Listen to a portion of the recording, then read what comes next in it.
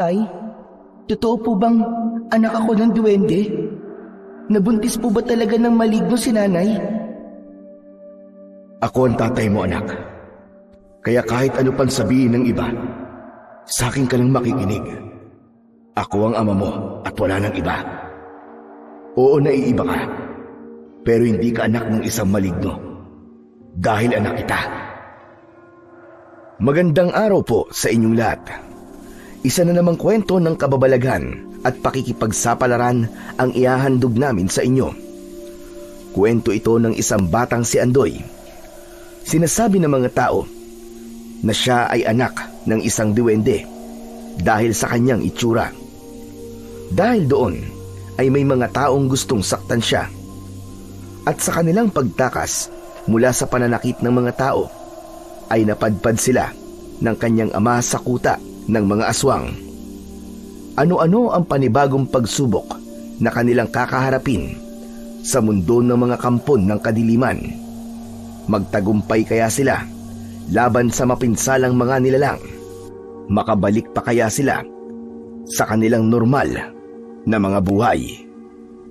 Ngunit bago po ang lahat, mga idol, huwag po nating kalimutang mag-subscribe at i-hit ang notification bell sa aking YouTube channel na Apong Isaac at The Voice Addict para sa mas marami pang makapigil hiningang kwentong aswang at katatakutan mula sa mundo ng kababalaghan. Umpisahan na po natin ang kwento. Umalingaw-ngaw sa katahimikan ng gabi ang malakas na sigaw ni Lola Rosa matapos na makita niya ang itsura ng sanggol na isinilang ni Betty. Kasunod ng malakas na sigaw na yon ay ang malakas na iyak ng isang sanggol. Sabay naman sa paglabas ni Ignacio mula sa kusina ng bahay. Kumuha siya ng mainit na tubig na inuutos ng matandang nagpapaanak sa kanyang asawa. Bakit po kayo sumisigaw, Lola Rosa? Ano po nangyari sa anak ko? Yes ka po. Anak ng duwende ang batang ito. Ha? Ano pong pinagsasasabi niyo, Lola Rosa? Hindi ko po kayo maintindihan. Ipinatong ni Lola Rosa ang sanggol sa tiyan ni Betty. Nang mga oras na yon ay nakatulog na ang babaeng bagong panganak. Doon ay kitang-kita ni Ignacio ang kakaibang itsura ng anak nila ng kanyang asawa. Dapat mawala ang sanggol na ito. Hindi siya dapat mabuhay. Pagkatapos nun ay iniamba ng matandang babae na nagpapaanak ang palad niya. Tinangka niyang sakalin ng sanggol na bagong silang. Wag po! Wag, Lola Rosa! Wag niyong saktan ang anak ko! Pagkasabi nun ay mabilis na tumakbo si Ignacio sa kinaroroonan ng kanyang mag-ina. Tinabig ang matandang babae na nagbabalak ng masama sa sanggol. Dahil naman sa pagkakatulak na yon ni Ignacio kay Lola Rosa, nabuwal ito sa lupa, bahagyang napaupo at nahirapang makatayo kagad. Dapat mamatay ang batang yan dahil magdudulot siya ng kamalasan sa ating baryo. Ang pinagsasasabi niyo? Sino kayo para husgahan ng ganyan ang anak ko? Maniwala ka sa akin, Ignacio. Magdudulot ang sanggol na yan ng dilubyo sa pamilya niyo at sa buong baryong ito. Kahit paano pa sabihin niyo, hindi ko hahayaan saktan niyo ang anak ko. Bulag ka ba, Ignacio? Pagmasdan mo mabuti ang itsura ng anak mo. Maliit na mga daliri sa kamay at paa at parang walang buto mga ito. Katulad ng itsura niya ay isang diwende.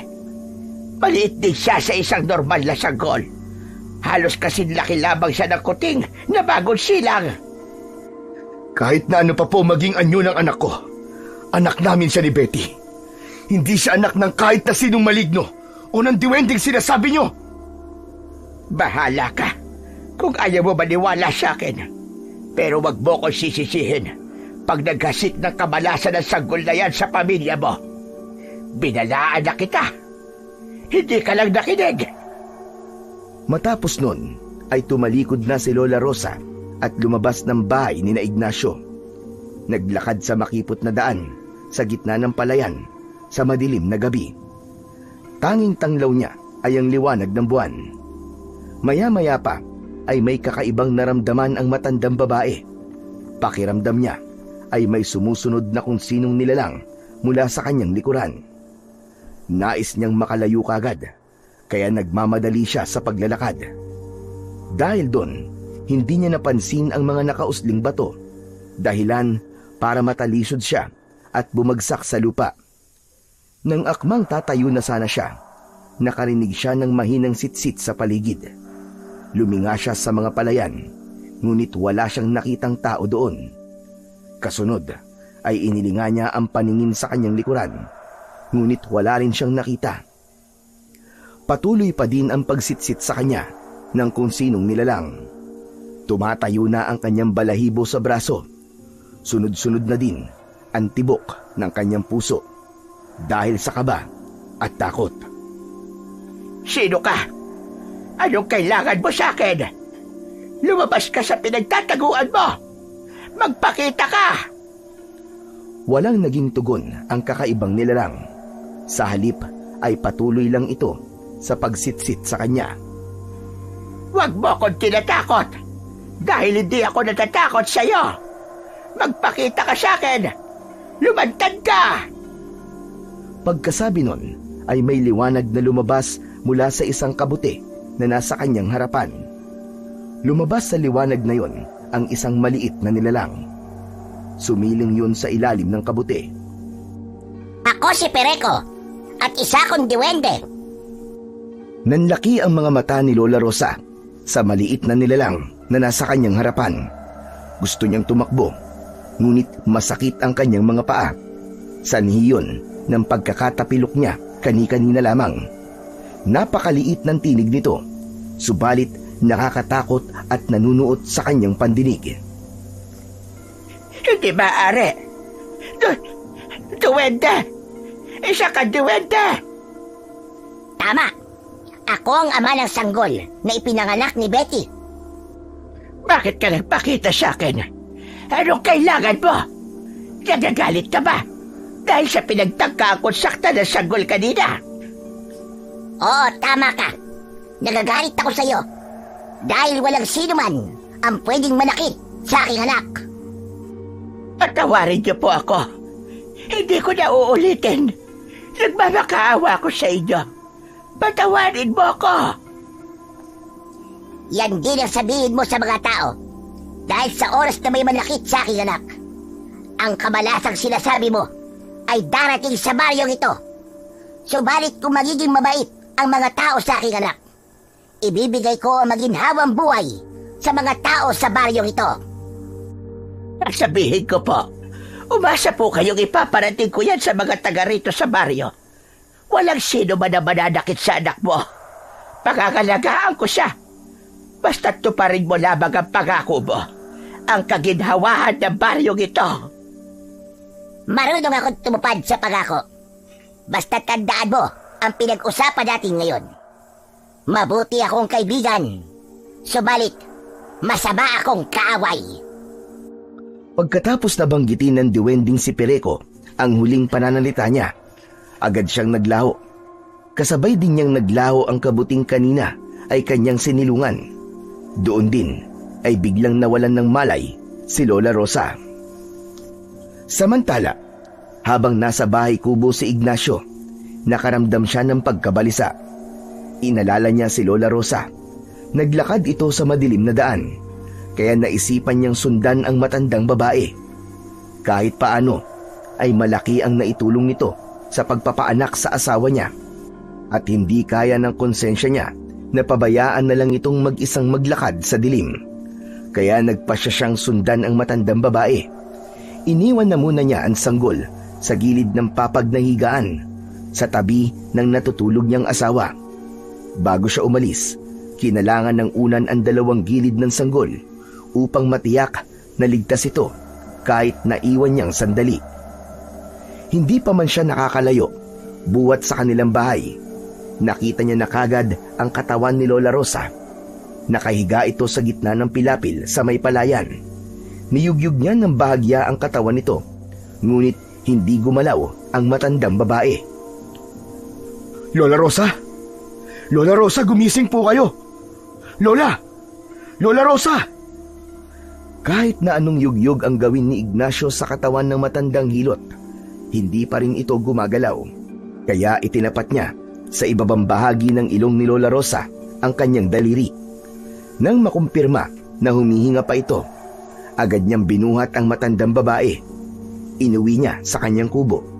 Inihiga sa upo ang kawayan. Katapat lamang ng higa ang papag ng kanyang asawa. Doon ay itinuloy niya ang pagyugyug sa walang malay na matanda. Lola Rosa! Lola Rosa, ano pong nangyari sa inyo? Lola Rosa! Bakit po kayo nawalan ng malay? Maya-maya pa ay umiyak ng malakas ang sanggol. Kasabay nun ay nagmulat ng mata ang asawa ni Ignacio na si Betty. Kaya bumaling muna ang lalaki sa kanyang mag-ina. Saka pansamantalang iniwanan si Lola Rosa upang asikasuhin ang kanyang mag-ina. Una niyang nilapitan ng sanggol na patuloy sa pag-iyak. Matapos niyang mabuhat ang bata, nanahimik na ito. Tignan mo, Betty. Ang cute ng anak natin. Kamukhang-kamukha mo siya. Tinignan lang ni Betty ang sanggol, ngunit walang namutawing anumang salita sa kanyang labi. Kaya nagpatuloy na lang si Ignacio sa pakikipag-usap dito. Naisip niya, marahil ay napagod ng gusto ang kanyang asawa, kaya labis ang pangihina nito. Kaya kahit pagsasalita ay hindi nito magawa. Inabot ni Betty ang kanyang kamay sa kanyang asawa. Kinuha naman yun ni Ignacio. Tapos dinala niya ang mga daliri ni Betty sa pisngi ng sanggol. Saglit pa lamang niyang nahahawakan ng bata. Kusang nalaglag ang mga palad niya sa pisngi nito. Tapos ay dahan-dahang pumikit ang kanyang mga mata.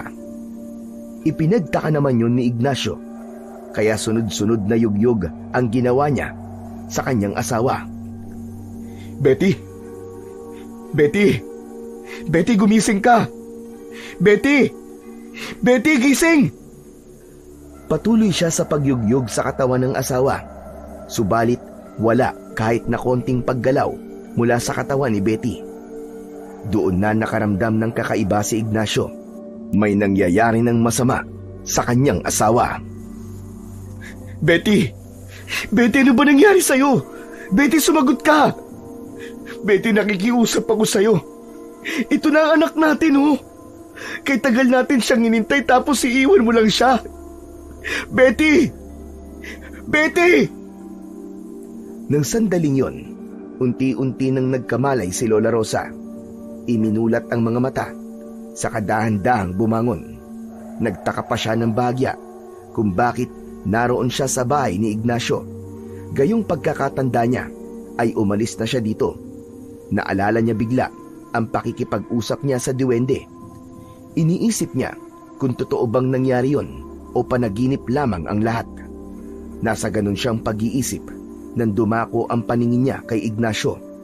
Tangan pa din nito ang sanggol habang umiiyak sa harap ng kanyang asawa. Ignacio, bakit ka umiiyak? Lola Rosa, wala na po si Betty. Patay na po ang asawa ko, Lola Rosa. Diyos ko, totoo ba ito? Kahit ako hindi rin po makapaniwala. Pero totoo, Lola Rosa. Patay na po ang asawa ko. Kung ganon, ay nagkatotoo nga mga sinabi sa akin ni Betty. Kinuha ng duwende ang kaluluwa ng asawa mo. Ayan na naman kayo, Lola Rosa. Duwende na naman. Patay na nga po ang asawa ko. Yan pa din ang sinasabi nyo. Nagsasabi lamang ako ng totoo. Kinuha ng duwende ang kaluluwa ni Betty upang maging asawa niya. Kalokohan po yung sinasabi nyo. Walang duwende. Hindi po sila totoo. Bakit ba ayaw mong maniwala? Totoo sila, Ignacio. Katulad natin. Nabubuhay din sila sa mundong ito. Bahala kayo sa gusto nyong paniwalaan. Basta ako naniniwala ako na hanggang dito na lamang talaga ang buhay ng asawa ko. Nangihinayang lang po ako. Dahil 7 taon naming hiniling na magkaanak. Tapos kung kailan dumating na ang aming anak, saka naman siya nawala. Sadyang nakakalungkot ang pagyayaring ito, Ignacio. Pero magpakatatag ka para sa sanggol na naiwan ng asawa mo. Kailangan ka niya ngayon. Kaya nga po tigilan niyo na po mga kakasabi ng kung ano-ano. Dahil nakakadagdag lang po yan sa sakit na nararamdaman ko ngayon. Mabuti pa nga siguro. Saka na tayo mag-usap tungkol sa bagay na yan. Dahil hindi mo pa din naman paniniwalaan ngayon. Kahit na ano pa ang paliwanag ko sa'yo. Inilibing na ni Ignacio ang kanyang asawa sa likod ng kanilang bahay. Gumawa siya ng malaking hukay doon. Gusto niyang sa loob ng kanyang bakuran ilibing ang kanyang nasirang asawa.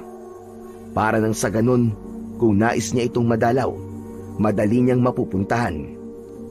Buong baryo ay nagtaka sa biglaang pagkamatay na yon ni Betty. Kasabay nun ay ang pagtataka din sa itsura ng anak nila ni Ignacio. Nagkaroon tuloy ng bulong-bulungan ang mga tao sa baryo. Ayon sa kanila, anak nga ng duwende ang bata dahil sa kakaibang anyo nito. Subalit para kay Ignacio, siya ang ama ng sanggol na yon at hindi ang kung sinong maligno. Ilang araw matapos ang libing ni Betty, binisita ni Ignacio ang asawa sa likod ng kanyang bahay. Kapansin-pansin ang kumpol ng kabuting tumubo sa ibabaw ng puntod. Nakalinya sila na parabang inayos ang pagkakalagay sa kanila. Natatakpan din ng mga kabuting yon ang buong puntod ni Betty. Parabang pinoprotektahan nila ang libingang yon. Betty, asawa ko, kumusta ka na? Heto ang anak nating si Andoy, oh. Sayang, at hindi mo man lang siya nakarga bago ka pumanaw. Bakit kasi ang bilis mong nawala eh? Madami pa sana tayong pangarap kasama ang ating anak. Pero hindi na natin magagawa yun. Iniwan mo na kami eh. Pero kahit ganun, pangako ko sa'yo, aalagaan at mamahalin ko ang anak natin. Poprotektahan ko siya sa mga taong mananakit sa kanya. Kahit nakakaiba ang anyo niya, palalakihin ko siya ng tulad sa isang normal na bata. Magpahinga ka lang dyan, ha? Ako na ang bahala sa anak natin. Balang araw, magkikita't magkakasama tayong muli. Pagkatapos ng mahabang pakikipag-usap ni Ignacio sa puntod ng kanyang asawa, umalis itong may luwa sa mga mata, pero makikita rin ang ngiti sa labi. Sapagkat tanggap na niya ngayon na wala na talaga si Betty. Kailanman ay hindi na ito babalik sa kanilang mag-ama. Ang nararamdaman na yon ni Ignacio ay parabang nararamdaman din ng mga kabute dahil tumutulo ang tubig mula sa mga ito. Labis niya yung ipinagtaka dahil hindi naman umulan. Sa katunayan nga ay tirik na tirik ang sikat ng araw sa nakalipas na maghapon. Kaya pala isipan sa kanya ang pangyayaring yon. Bagamat nagtataka, hinayaan na lang yon ni Ignacio. Umalis siya sa harap ng puntod ni Betty at muling pumasok sa loob ng bahay. Mabilis na lumipas ang mga araw, buwan at taon.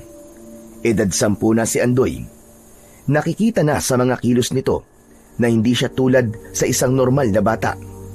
Una ay ang panlabas na itsura nito, lalo na ang pagiging bansot o pagiging maliit.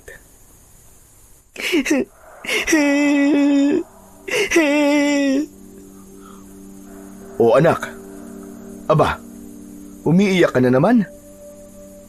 Kasi po, tay, tinutokso po ako ng mga bata sa labasan eh. Hindi niyo daw po ako anak. Sabi po nila sa akin, anak daw po ako ng maligno. Aba, sinong bata yon, ha? Kakausapin ko ang mga magulang niya para maturuan ng tamang asal. Si Popoy po, yung anak po ni Mang Igme. Palagi po niya ako tinutukso ng kung ano-ano. Anak daw po ako ng duwende at bansot daw po ako. Madami po silang tinatawag sa akin eh. Hayaan mo at kakausapin ko si Igme para hindi ka natuksoin ng anak niya. Sige na. Huwag ka nang umiyak ha.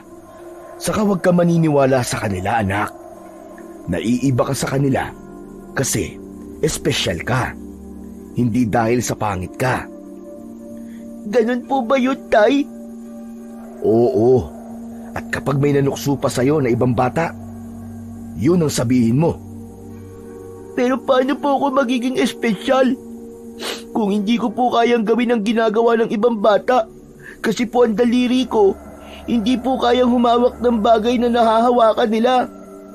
Anak, kaya nga ang sabi ko sa'yo ay espesyal ka.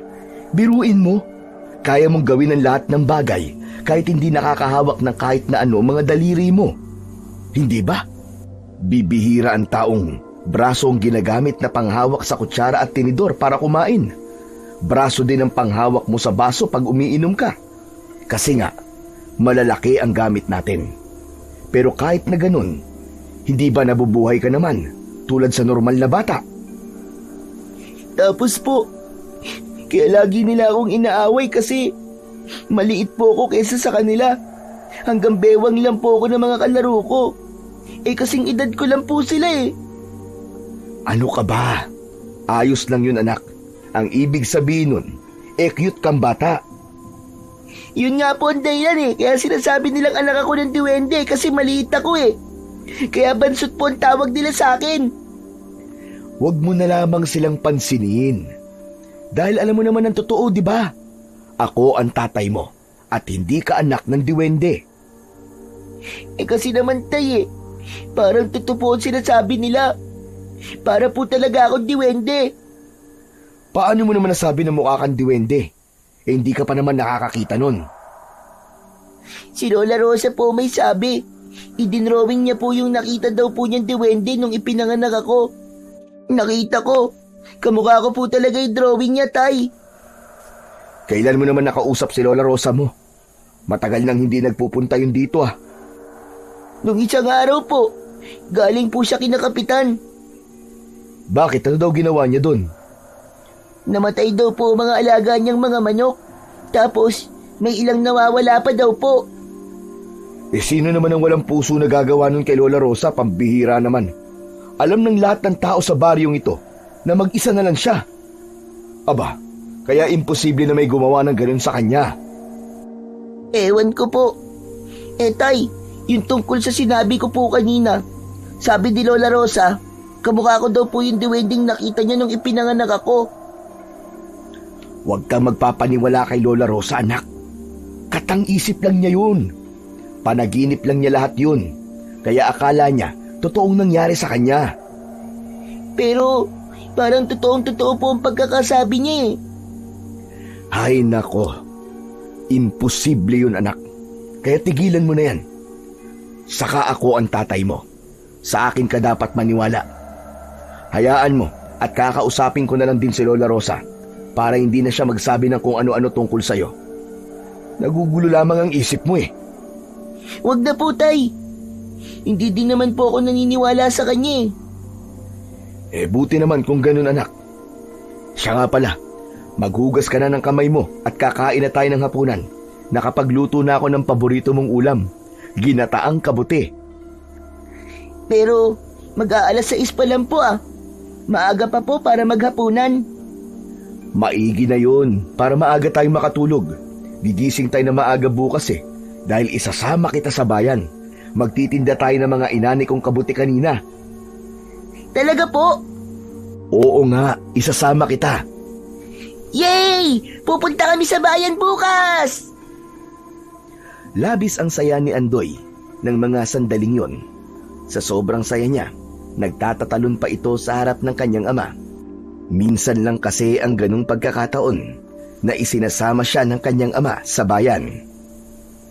Kinabukasan, bago sumikat ang araw, ay naghanda na ang mag-ama. Iginayak ni Ignacio ang bayong na paglalagyan ng kanilang paninda.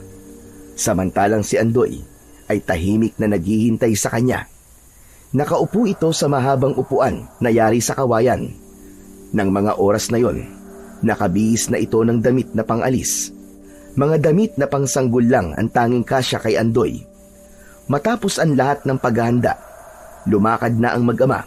Subalit, hindi pa sila nakakalayo mula sa kanilang bahay. Isang kumpul ng mga tao ang natanaw nila. Kabilang sa naroroon ay si Lola Rosa. May kung anong tinitignan sila sa gilid ng daan, malapit sa may palayan. Dahil kapwa nagtataka ang mag-ama, lumapit din sila sa mga tao. Laking gulat nila sa kanilang nakita. Pinagkakaguluhan ng mga tao ang isang bangkay ng bata. Yun ay si Popoy, na anak ni Mang Igme. Agad naman na nilapitan ni Ignacio si Lola Rosa. Ano po nangyari kay Popoy, Lola Rosa? Aba, sabi ng mga tao dito sa baryo, kahapon pa daw nawawala ang batang yan. Ang kanyang ama na si Igme ay kung saan-saan na raw nagtogo, pero hindi daw natagpuan ang kanyang anak. Paano napunta po dito sa gitnang palayan ng batang yan? Tapos patay na.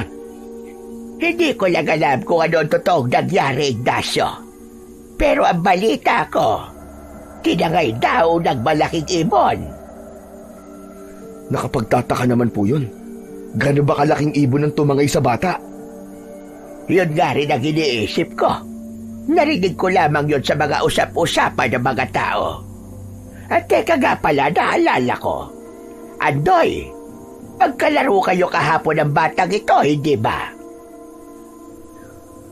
Opo, Lola Rosa. Pero nang inaway niya po ako at tinukso niya po ako, umuwi na po ako sa bahay namin. Tapos, hindi ko na po alam ang sumunod na nangyari sa kanya. Inaway ka ba niya ka mo? Tama ba ang pagkakarinig ko? Opo, Lola Rosa.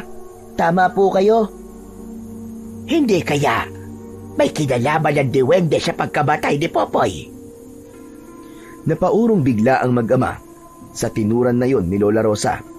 Hanggang ngayon ay ipinipilit pa din ito na anak ng duwende si Andoy, at ito ang dahilan ng nangyari kay Popoy. Aba, Lola Rosa, maghinay-hinay po kayo sa pagsasalita nyo. Uulitin ko lang po sa inyo, anak ko po ang batang ito. Wala akong masamang ibig sabihin doon, Ignacio.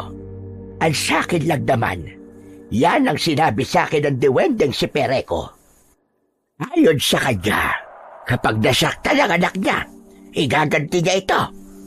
Bakit ba kasi ayaw mo na lamang tanggapin ang katotohanan, Ignacio? Ang ano po, ang patuloy na ipilit ang sinasabi nyo? Ignacio, nakausap ko si Betty bago siya maganak. Pakinggan mo ako para malaman mo buong katotohanan. Hindi na po, Lola Rosa.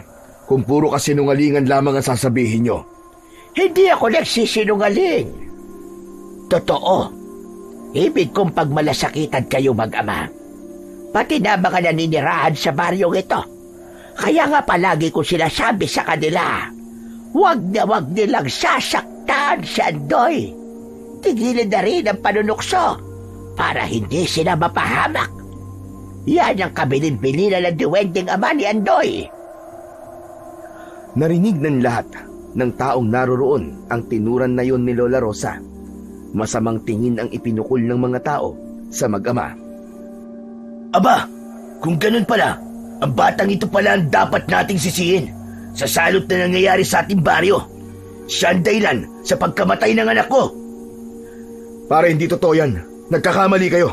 Walang kasalanan ng anak ko. Dapat lang napatayin natin ang batang yan dahil salot ang dala niya rito sa baryo natin. Nagkakamali kayo. Sandali, huminahon kayo. Hindi natin maaaring sakta ng batang yan dahil magagalit ang duwende. Sa inyong bibig na nga rin po nang galing na anak ng duwende ang si Andoy. Kaya hindi din natin maaaring hayaan na magkalat ng lagim ang batang yan sa baryo natin. Madali kayo mga kasama. Kumuha kayo ng bato.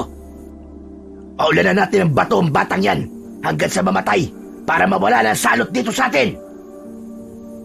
Sandali lang.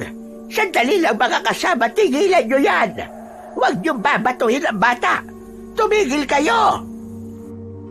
Ngunit bingi ang mga tao sa pakiusap ni Lola Rosa.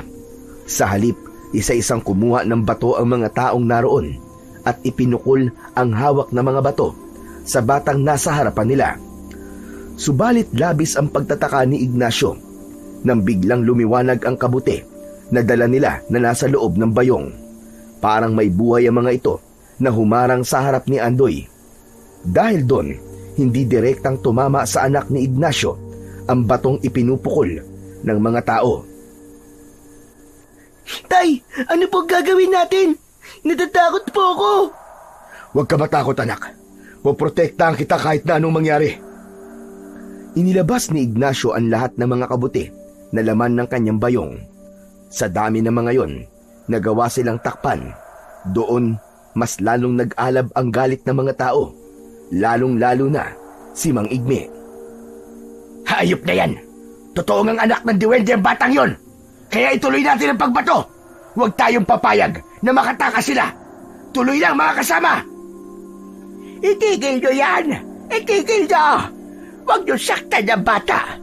Mas malalang dilubyo darating sa baryong ito pag napatay nyo siya! Hindi mo na kami mapipigilan, Lola Rosa! Papatayin namin ang batang anak ng maligno! Samantala, ang mag-amang Andoy at Ignacio naman ay patuloy pa din sa pagtatago sa likod ng mga kabuting nagpoprotekta sa kanila. May mangilang-ngilang tumatama sa mag-ama, subalit hindi sapat para masaktan sila.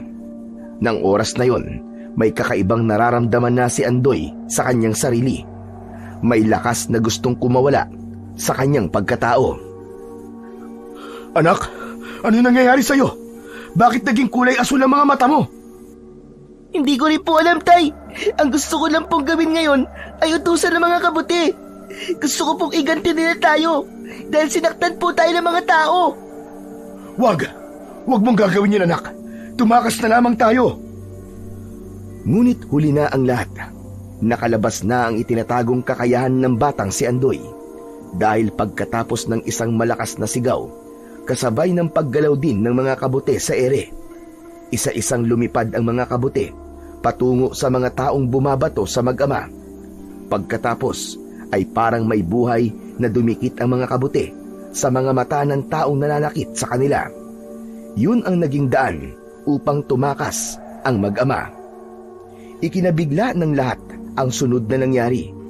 Lalong lumiit ang batang si Andoy. Naging mas maliit siya kesa sa mga kabute. Dahil doon ay pinaakyat na lamang ni Ignacio ang kanyang anak sa kanyang palad. Saka maingat yung ikinuyom. Pagkatapos ay tumakbo siya papalayo sa mga taong nananakit sa kanila. Dahil sa pangyayaring yon, ay lalong nakumpirma ng mga tao sa baryo ang katotohanan. Anak nga ng duwende si Andoy. Kung paano nangyari yon, si Lola Rosa lang ang nakakaalam. Dahil binanggit yon ni Betty sa matandang nagpapaanak bago siya mamatay.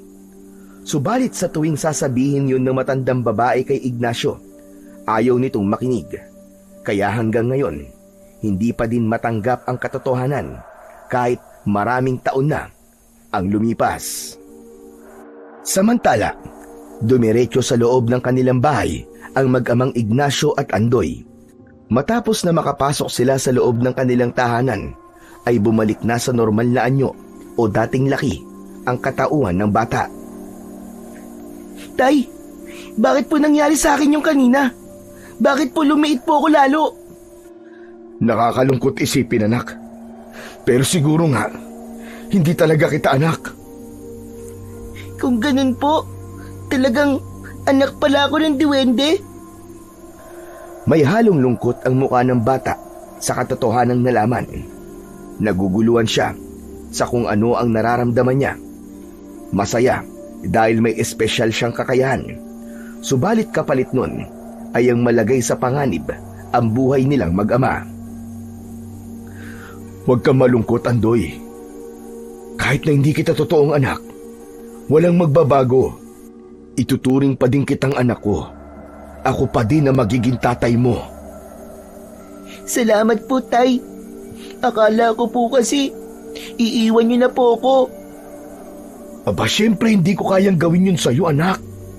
Mahal na mahal kita eh. Tay, mahal na mahal ko din po kayo.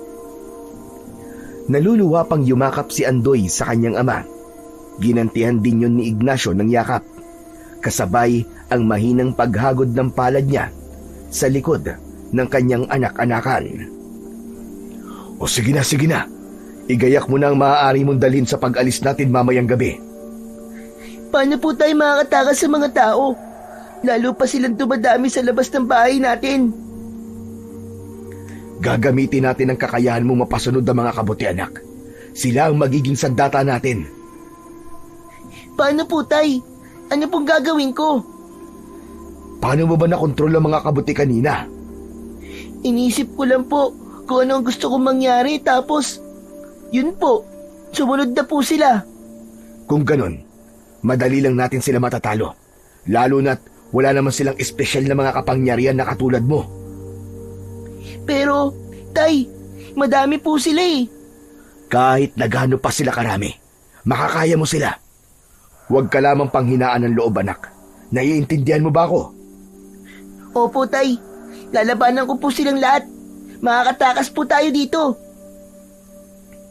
Samantala, sa labas ng bahay ng mag-amang Ignacio at Andoy, nagtipon-tipon ang mga tao.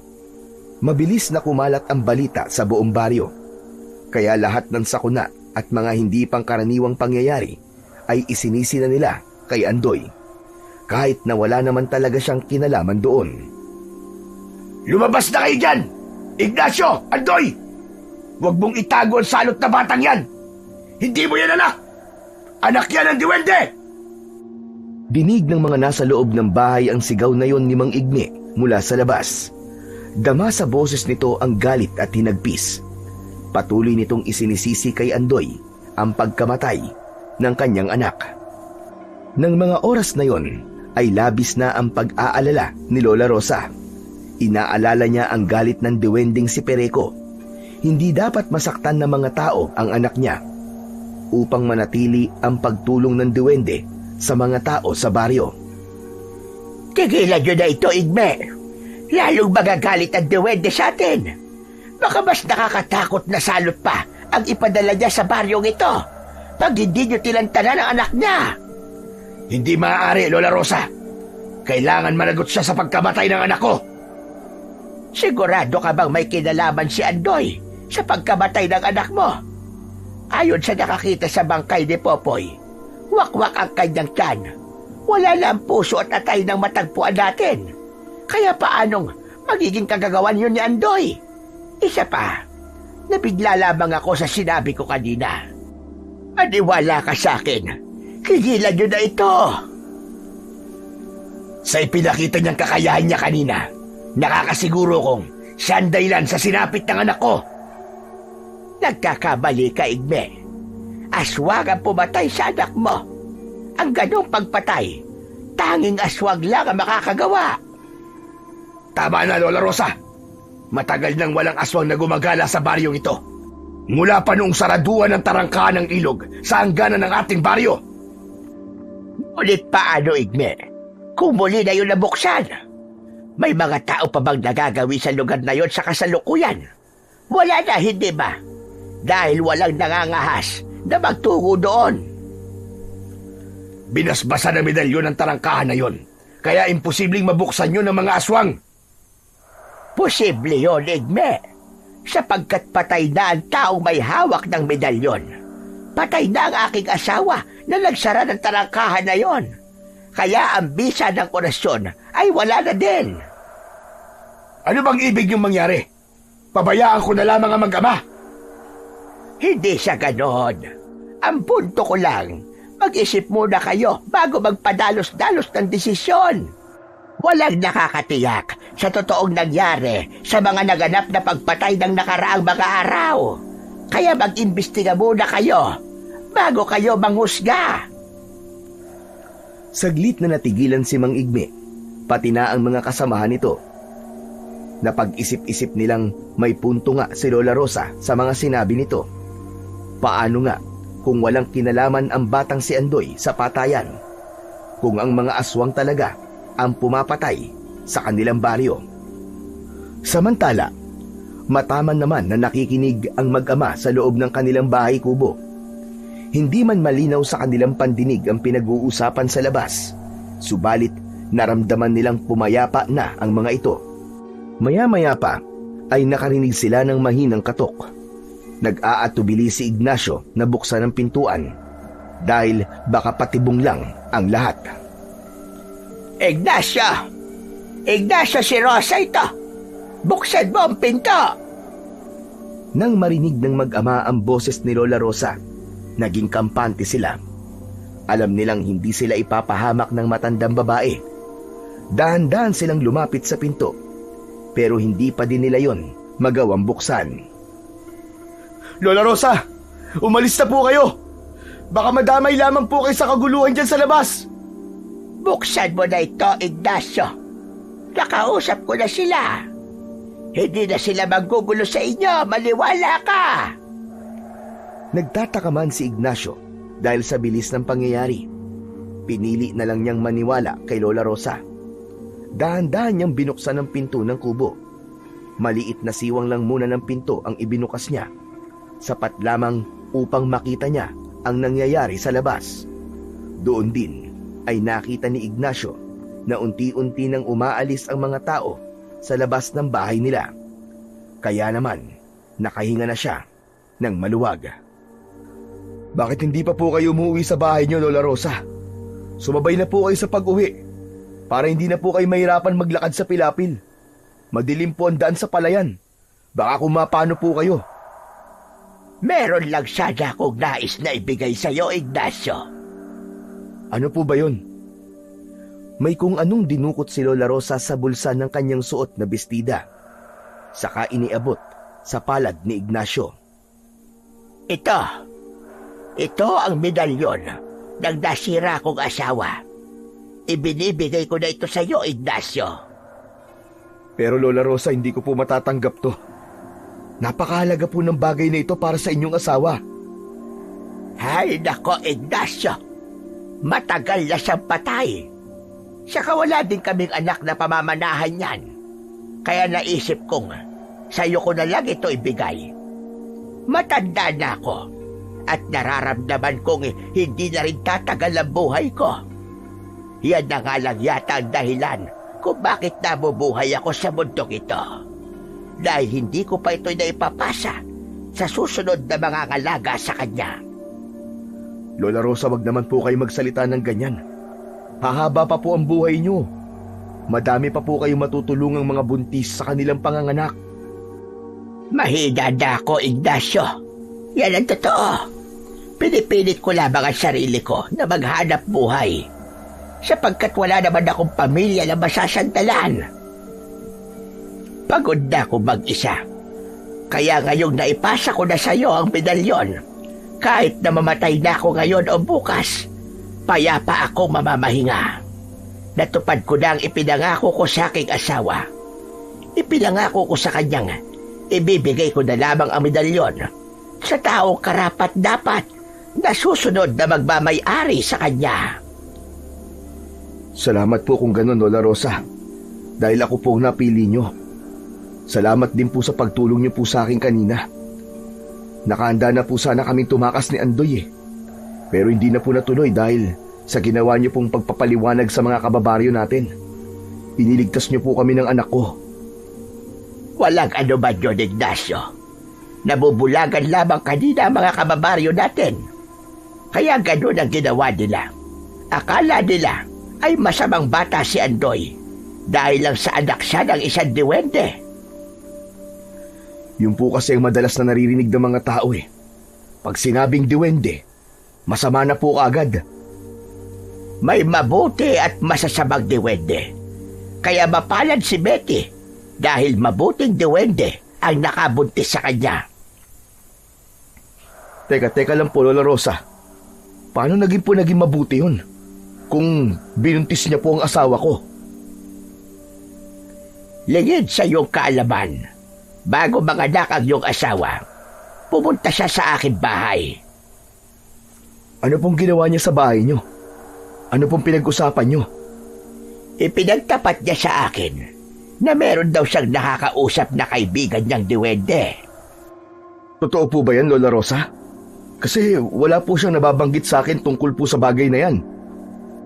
Dahil sa kadahilanang natatakot siyang sabihin ng mga tao na isa siyang baliw. Paanong nabuntis po siya ng diwende na yun?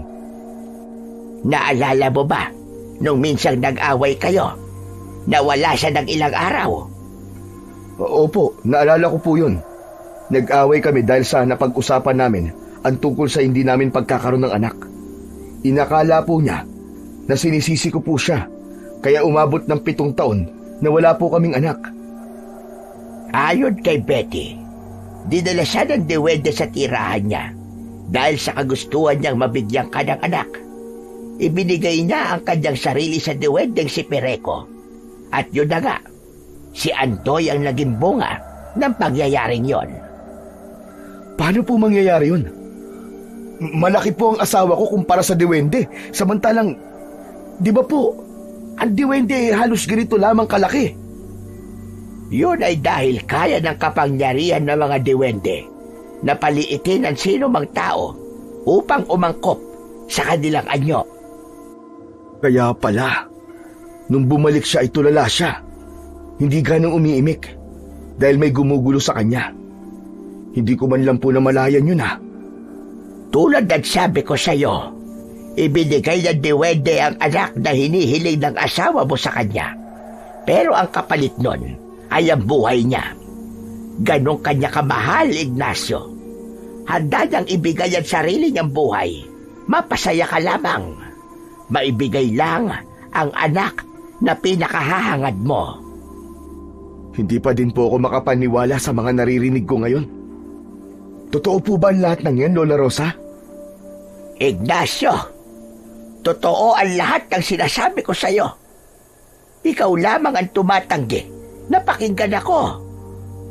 Dahil po, akala ko'y meron po kayong masamang balak sa amin ng anak ko. Nagkakabali ka. Kaya ko sinasabi sa iyo at sa mga tao sa baryong ito ang totoo dahil gusto kong makatulong. Hindi mo ba napapansin? Lahat ng mga taong mabait kay Andoy sagana ang buhay. Hindi na pepeste ang tanim sa bukirin. Pero kapag salot ang nangyayari, yung anak ko po kagad ang sinisisi nila.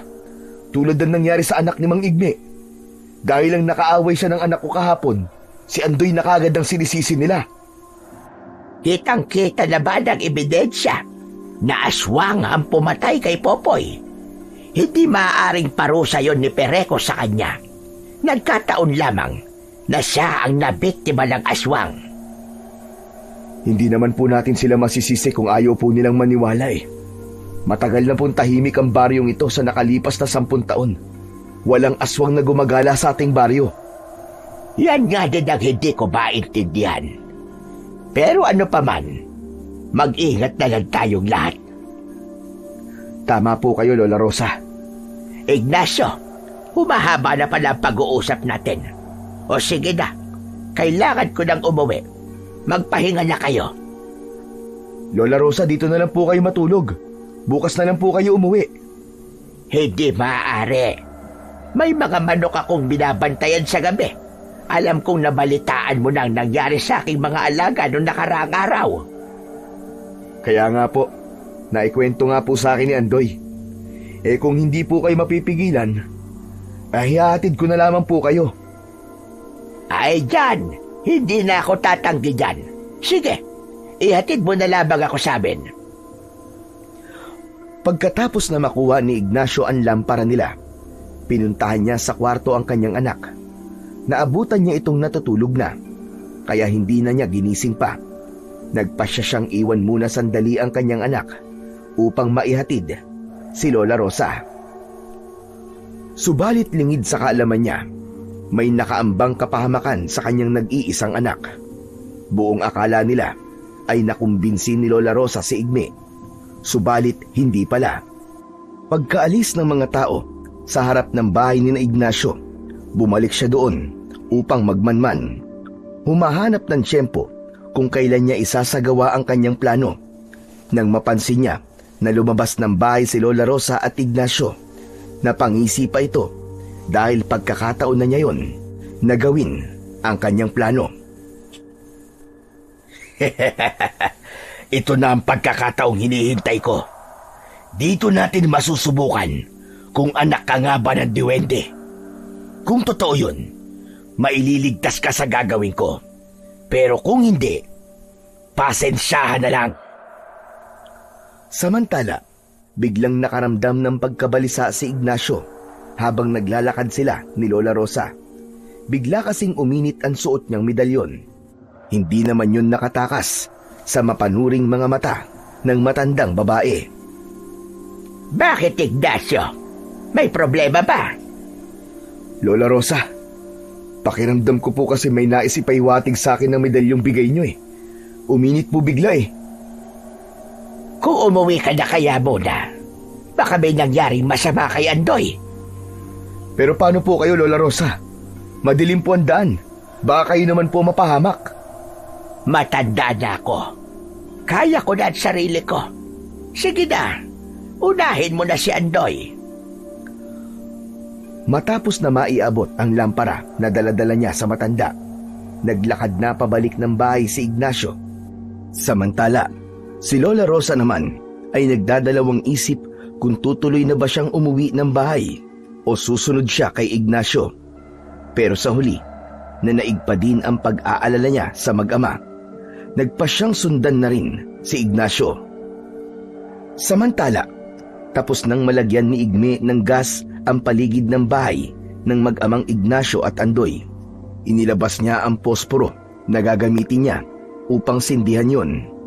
Habang hawak niya yon, ay pinagmamasdan niyang mabuti ang bahay ni Ignacio kung saan natutulog ang batang si Andoy. Masusunog kang bata ka. Mamamatay ka din katulad ng pagkawala ng anak ko. Yun ang tagpong naabutan ni Ignacio. Wag! Wag, Igme! Wag mong iahagis ang palito ng posporo na yan sa bahay namin! Nasa loob ang anak ko! Pakiusap! Wag, Igme! Yun nga ang gusto ko eh. Ang mamatay siya. Wala ka bang konsensya? Pati ang batang inosente, pagtatangkaan mo ang buhay. Inosente? Eh, kampo ng maligno yung batang yan eh. Paano magiging inosente yan? Nang mga sandaling yon, ay nakasunod na si Lola Rosa sa kanila. Dahan-dahang lumakad patungo sa likod ng bahay. May pintuan sa likod nun na tumatagos sa kusina ng kubo. Ilang beses nang nakapasok sa bahay na yon si Lola Rosa, alam niya ang daanan para maitakas ang bata. Nang makapasok na siya sa loob ng bahay, dumiretso siya sa kwarto ni Andoy. Nang mga oras na yon, himbing pa ding natutulog ang bata. Walang kamalay-malay sa panganib na nakaamba sa kanya. Dahan-dahang niyugyug ng matandang babae si Andoy. Maya-maya pa ay nagmulat ng mata ang batang natutulog. Nagtataka pa ito kung bakit nasa kanyang kwarto si Lola Rosa. Ano pong ginagawa niyo dito, Lola Rosa? Asan po ang tatay ko? Huwag kang maingay. Baka marinig nila tayo sa labas. Itatakas kita dito. Ha? Pero bakit po? Basta, sumunod ka na lang sa akin para makaligtas ka. Bumangon si Andoy sa higaan, sa kadahan-dahang lumakad. Madilim ang paligid. Tanging sinag lang ng buwan ang naging tanglaw nila. Tumatagos yun sa dingding na sawali ng buong bahay. Hindi niya napansin ang upuan sa kanyang daraanan. Natabig niya ang upuan, sanhi, para gumalaw ito ng bahagya sa kinilalagyan. Kaya nang dumaan si Lola Rosa, natalisod ang paa niya doon. Bumagsak sa sahig ang matandang tumutulong sa kanya. Lola Rosa! Lola Rosa, gumising po kayo! Lola, gising po! Paulit-ulit na niyugyug ni Andoy ang katawan ni Lola Rosa. Subalit hindi ito gumagalaw. Hanggang sa mapagawi ang isang palad niya sa ulo ng matanda na nakahandusay sa sahig. May nakapa siyang likido. Tinitigan niya yung mabuti. Hanggang sa matiyak niya na dumudugo ang ulo ni Lola Rosa. Doon naisip ni Andoy ang kanyang ama. Inisip niya na nasa labas lamang ito ng bahay, kaya dali-dali siyang tumakbo palabas upang humingi ng tulong. Subalit laking gulat niya nang saktong paglabas niya ng bahay nila, biglang sumiklab ang apoy. Nag-umpisa yon sa harap ng bahay nila, pero dahil sa gawa sa kahoy at sawali ang bahay, mabilis na kumalat ang apoy sa loob ng kabahayan. Lola Rosa! Lola Rosa! Lola, gising po! Hindi alam ni Andoy ang gagawin kung paano tutulungan ang matandang babae. Hindi niya ito kayang buhatin, kaya nagpasya ang bata na lumabas at iligtas ang sarili. Kaya lamang, gusto sana niyang bumalik sa loob ng bahay upang tulungan si Lola Rosa. Subalit hindi na siya makapasok. Nilamon na ng tuluyan ng apoy ang buong kabahayan. Napaluhod na lamang siya habang pinapanood ang nasusunog nilang bahay. Habang nasa loob ang matandang babaeng tumulong sa kanya. Impit na mga iyak ang tanging nagawa niya ng mga sandaling yon. Samantala, sa labas ng bahay, naroroon pa din sina Igme at Ignacio. Hindi napigilan ni Ignacio ang masamang balak ni Igme.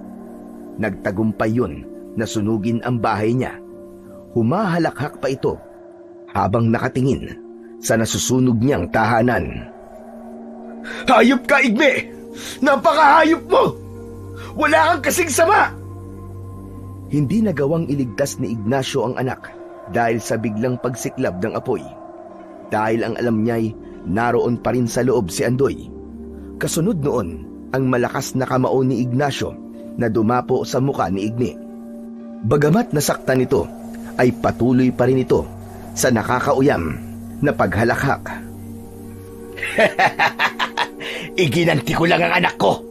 Ngayon, pareho na tayong walang anak. Pinagdilim na talaga ng kasamaan ng puso mong hayop ka. Kaya nagawa mong bagay na ito. Ngayon alam mo na rin kung paanong mawala ng anak. O baka naman, gusto mo na rin na sumama sa kanya. Pagkasabi nun, ay may inilabas na patalim si Igme. Subalit kahit na konting takot, ay hindi mabanaag sa muka ni Ignacio. Labis na ang galit na nariyan sa puso mo. Kaya hindi ka na makakapag-isip ng tama. Mapatay mo man ako ngayon, wala ding magbabago. Hindi pa din mabubuhay ang anak mo. Dahil sa sinabing yun ni Ignacio, lalong nag-alab ang galit ni Igme. Kaya agad na itinutok ang patalim sa tagiliran nito. Makailang ulit nitong tinangkang saksakin si Ignacio. Subalit mabilis na nakailag si Ignacio at nakatakbo. Hanggang sa makaramdam na siya ng pagkapagod sa kakahabol kay Ignacio. Kusa na lang siyang tumigil sa ginagawang pag-atake.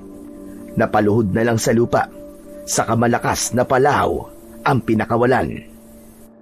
Pinanood lang ni Ignacio ng mga sandaling yun ang hinagpis na ipinapakita ni Igme.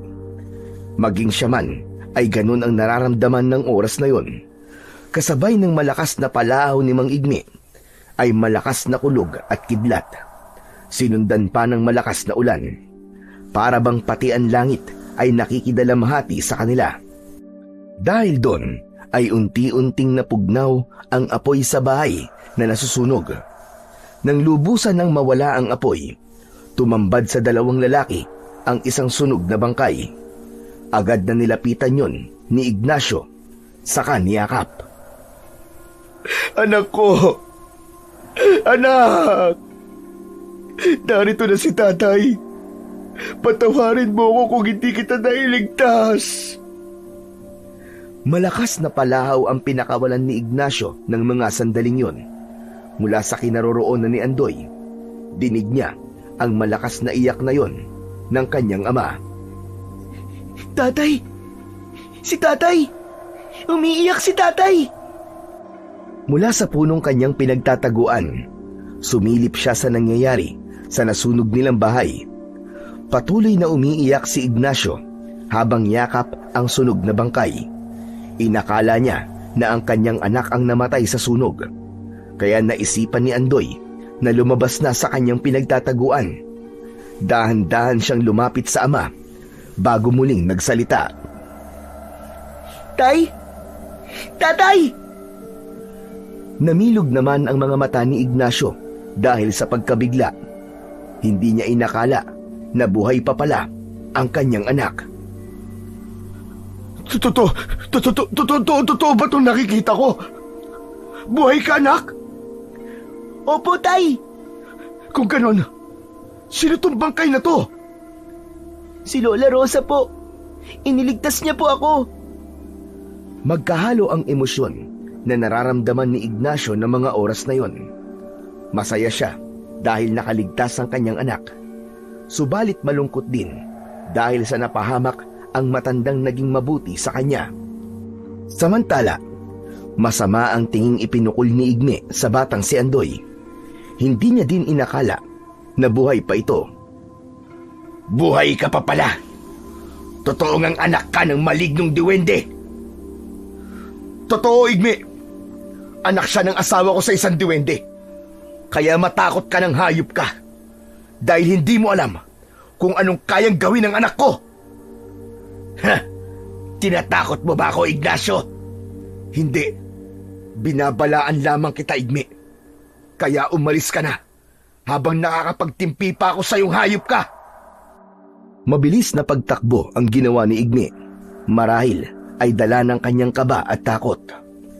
Matapos na makaalis si Igme, naghukay ang mag-ama para sa paglilibingan ni Lola Rosa. Saktong tumila na rin ang malakas na ulan at basa ang lupa, kaya hindi na sila nahirapang maghukay. Nang sa tingin nila ay sapat na ang lalim ng nasabing hukay, magkatulong nilang pinagulong ang bangkay. Nung nasa bunganga na ito ng hukay, itinulak nila yon para mahulog na sa hukay. Saka tinabunan nila ng lupa. Tay, kasalanan ko po kung bakit po namatay si Lola Rosa. Wala kang kasalanan, anak. Si Igme ang pumatay sa kanya at hindi ikaw. Pero, kung di niya po ako iniligtas, maaaring buhay pa po sana siya ngayon. Kaya nga, anak, magpasalamat tayo sa kanya. Isinakripisyo niya ang buhay niya para lang mabuhay ka. Pero tay, paano na po tayo ngayon? Saan na po tayo titira? Hindi ko din alam, anak. Siguro'y magtatayo na lamang tayo muli ng bahay kubo dito sa lupa natin. Paano po kung bumalik po ulit si Mang Igme dito? Tapos gawin niya po ulit ang ginawa niya sa atin ngayon? Wala tayong ibang mapupuntahan, anak eh. Saka, minana ko pa ang lupang to sa mga magulang ko. Tapos iiwan ko lang. Napabuntong hininga na lamang ang mag-ama ng mga oras na yon. Hindi alam kung paanong ang simpleng buhay nila dati ay naging ganito na kakomplikado. Samantala, imbis na umuwi ng bahay si Igme, dumiretso ito sa bahay ni Kapitan. Doon ay isinalaysay niya ang mga kasinungalingan laban sa mag-amang Ignacio at Andoy. Paniwalang paniwala naman si Kapitan sa kwento ni Igme. Sinabi niya na pinatay ng mag-ama si Lola Rosa. Kaya ng gabing yon, inikot nila ang bawat bahay sa baryo upang tugisin ang mag-amang Ignacio at Andoy. Sa kabilang dako, dahil sa labis na pagod at antok, nakatulog sina Andoy at Ignacio sa ilalim ng malaking puno. Wala silang kamalay-malay na parating na ang mga tao sa baryo upang tugisin sila. Kita mo na, Kapitan. Wala na ang bahay nila. Sinunog nila habang nasa loob si Lola Rosa. Kaya dapat lang napatayin din natin sila upang maipaghiganti natin ang pagpatay nila sa matandang babae. Dahil sa ingay ng paligid, naalimpungatan si Ignacio. Dahil kakagising lang, kaya nanlalabo pa ang kanyang mga mata. Kinusot-kusot niya yon hanggang sa maliwanag niyang makita ang mga tao sa kanyang paligid. Nang matiyak na si Igme yun, niyugyug niya ng bagya si Andoy. Anak gising. Gumising ka. Tay, bakit po? Ano pong nangyayari? Hindi ko alam kung bakit narito sila, Kapitan, at ang mga kababaryo natin. Pero mukhang hindi maganda ang pakiramdam ko sa pagdating nila. Tingin ko ay gumawa ng kasinungalingan si Igme, kaya naparito sila. Ano pong gagawin natin, Tay? Tatakas tayo. Saan po tayo pupunta? Bahala na. Basta kailangan natin makaalis dito.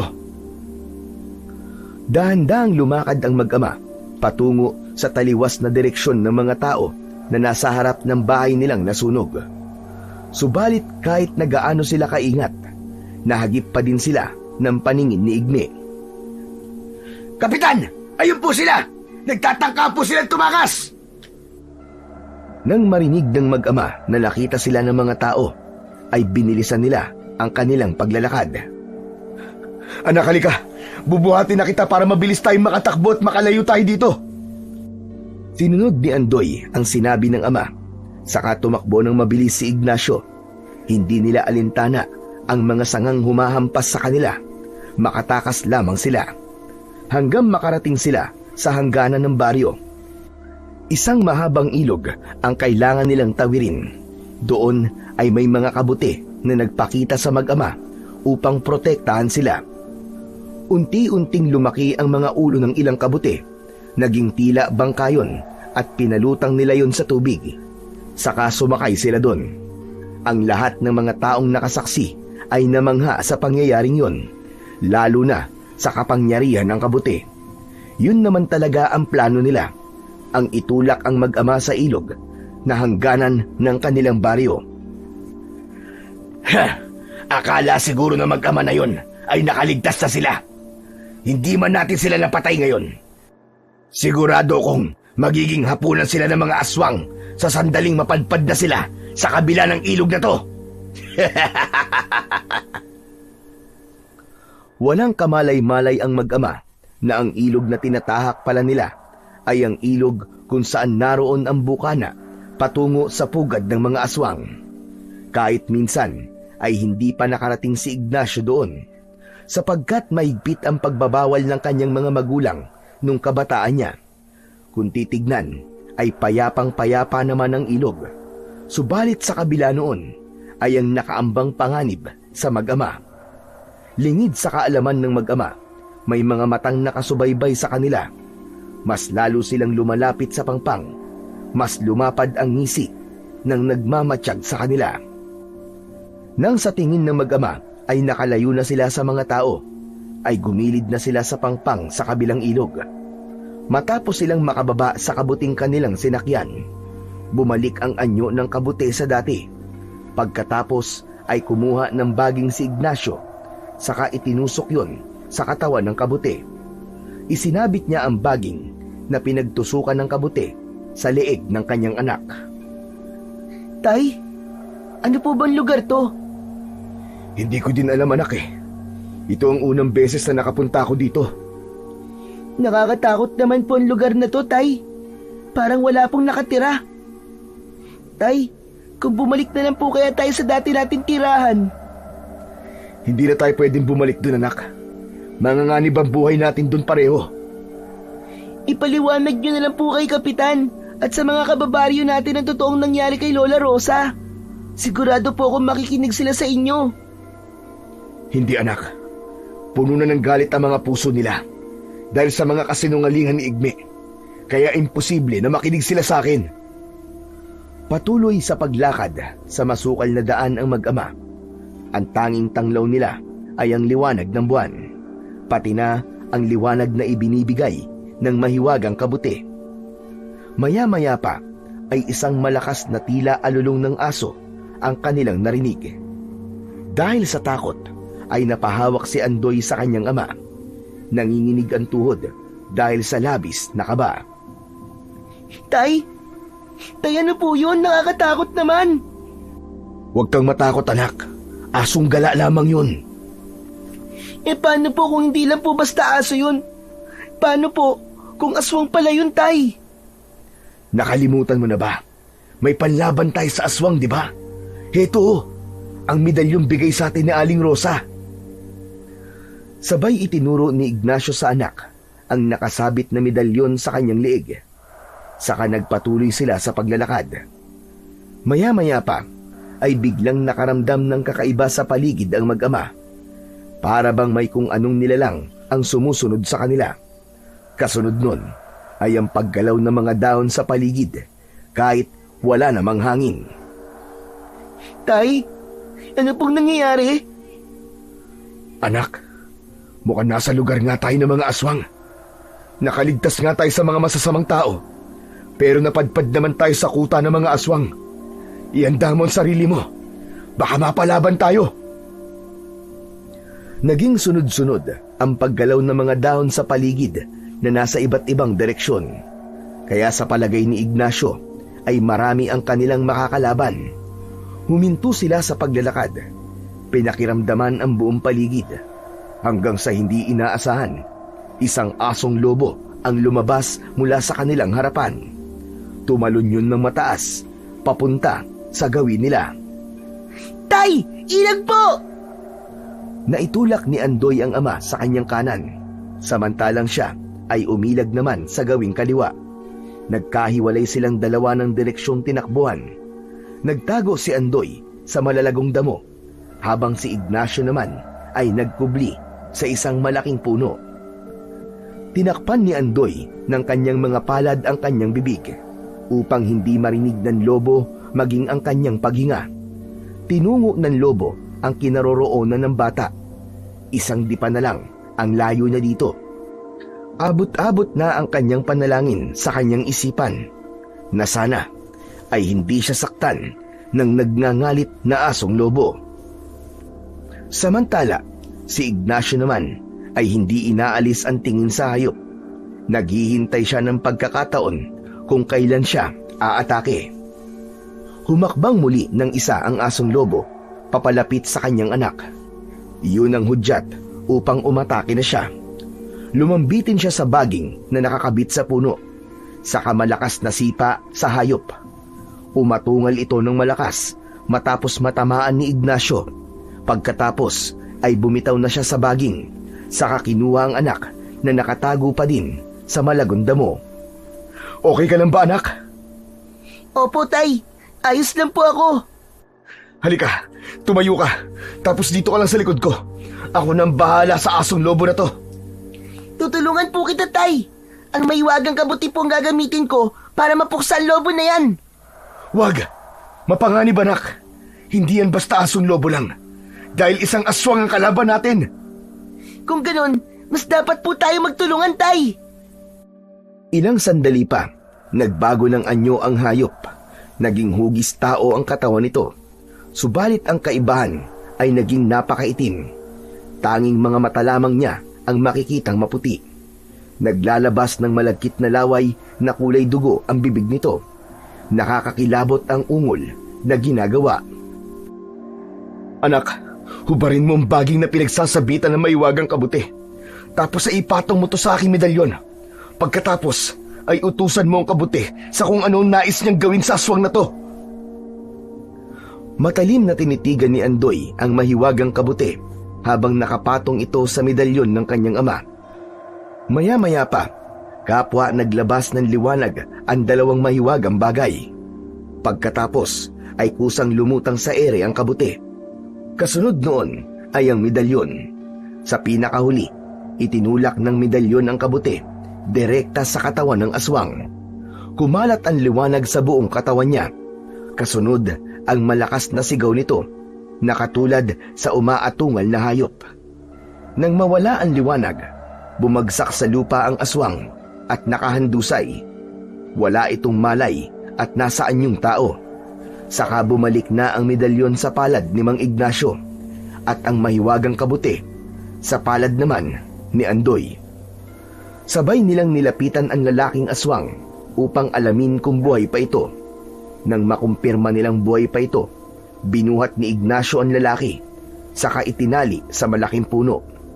Ang ginamit niyang panali ay ang nilambitinan niyang baging kanina.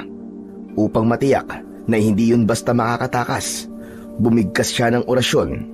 Hindi man niya alam ang tamang paggamit sa medalyon. Parang may sariling buhay ang bibig niya. Kusang lumalabas doon ang mga kataga. Nagpatibay yun sa pagkakatali nila sa aswang. Ang galing ng ginawa mo, anak. Napatulog natin ang nag-aamok na aswang na to. Hindi lang po ako. 2 po tayo, Tay. Ano pong gagawin natin sa kanya? Hindi po ba natin siya papatayin? Hindi, anak. Iiwan natin siyang buhay. Dahil natitiyak kong ililigtas siya ng mga kasama niyang aswang sa kabundukang ito.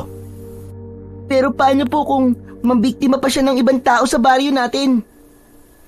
Hindi niya gagawin yon. Dahil siya mismo magsasabi sa mga kasama niya ng tungkol sa kapangyarihan natin na kaya silang talunin. Iiwan na lang po ba natin siya nakatali dito? Oo, halika na. Umalis na tayo sa lugar na to. Kailangan na natin makahanap ng ligtas na lugar na matutuluyan. Nagpatuloy sila sa paglalakad hanggang sa makarating sila sa dulong bahagi ng ilog. Yun na ang lugar kung saan nagdurugtong ang ilog at dagat. Tay, pagod na po ako.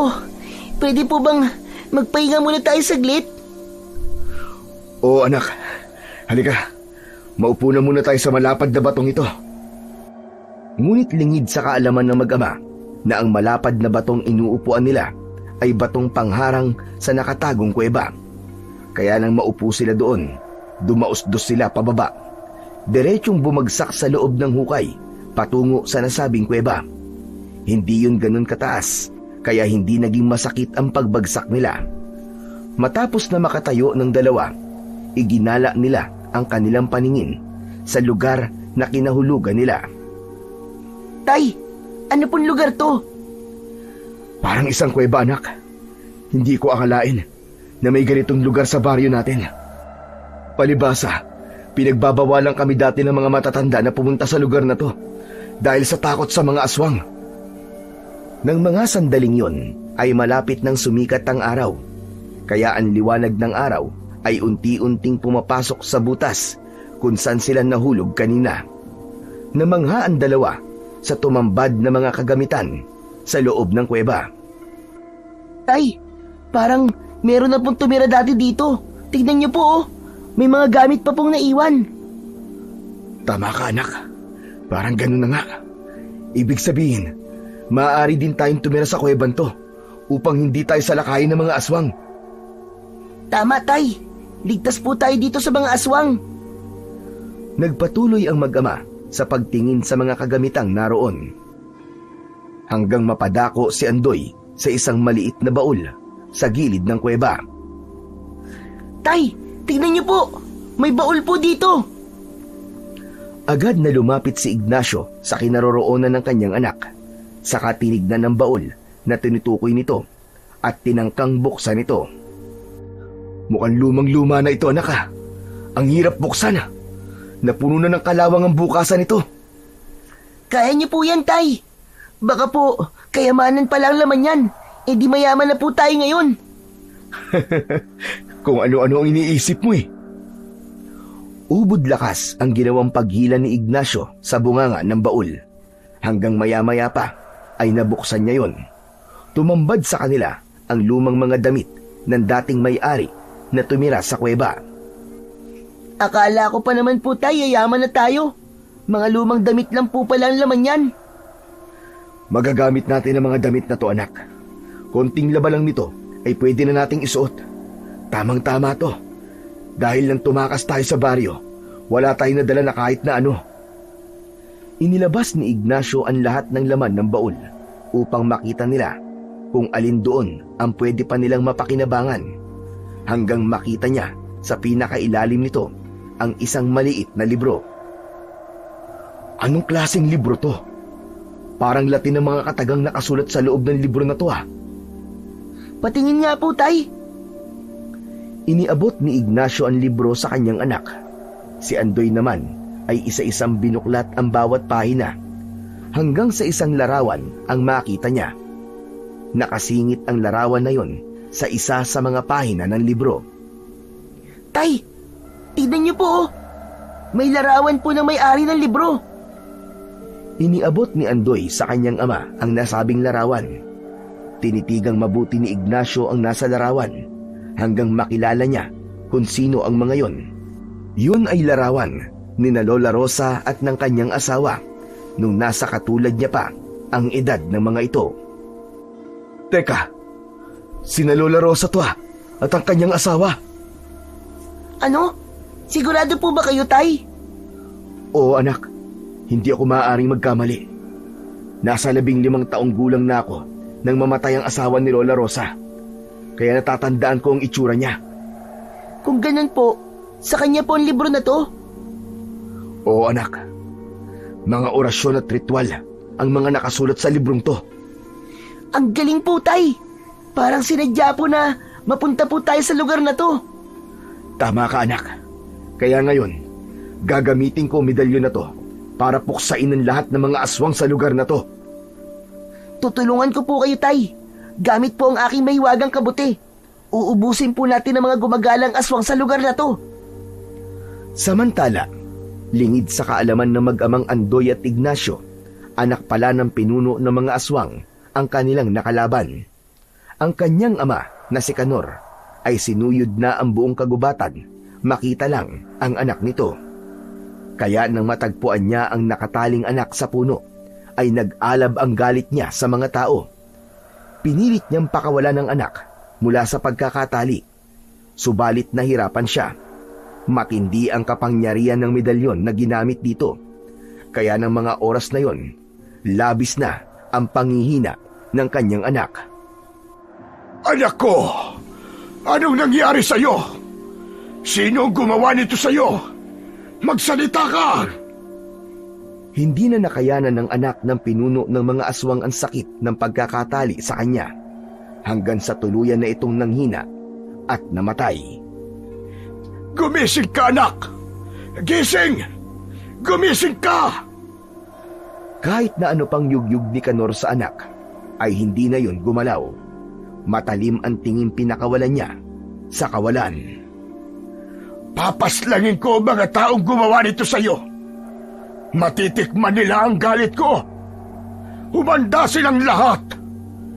Ngayon pa, nabukas ng muli ang tarangkahan patungo sa baryo nila. Lilipunin ko silang lahat, kasama ng aking mga kalahi. Pagkatapos niyang banggitin yon, ay umatungal siya na parang aso.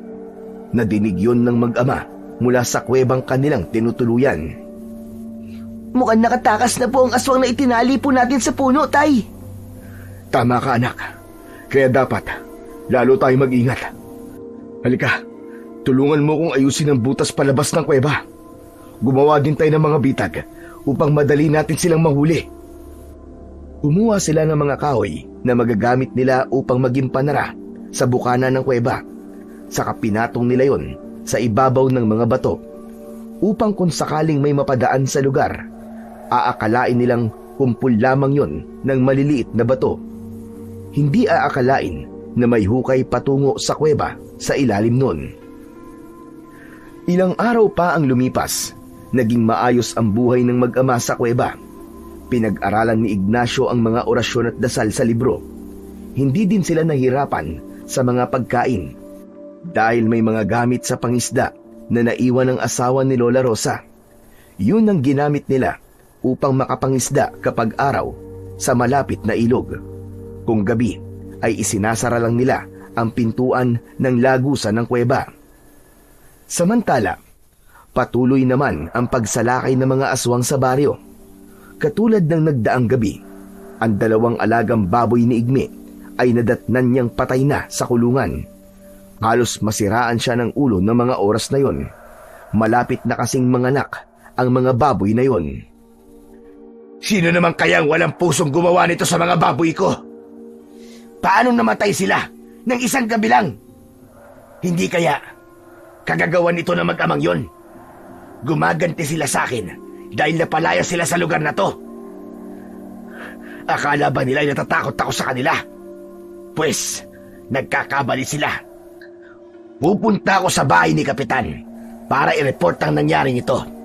Tapos sasabihin ko na silang mag-ama may pakana nito para tutugisin silang muli ng mga tao sa baryo. Ginawa nga ni Igme ang kanyang plano. Nagtungo siya sa bahay ni Kapitan. Subalit pagdating doon, laking gulat niya. Nandun din sa lugar na yon ang ibang mga kalalakihan. Inire-report din nila kay Kapitan ang pagpatay sa mga alaga nilang hayop.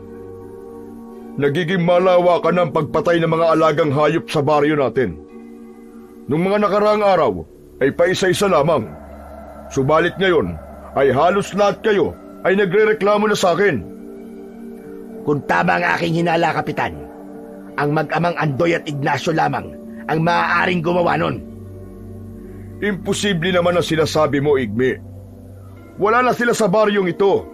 Kaya paano pa nila magagawa sinasabi mo? May hinala akong aswang ang gumagawa nito sa atin. Sapagkat patay na ang may hawak ng medalyon. Kaya malaya na ulit ang mga aswang na makapasok sa baryo natin.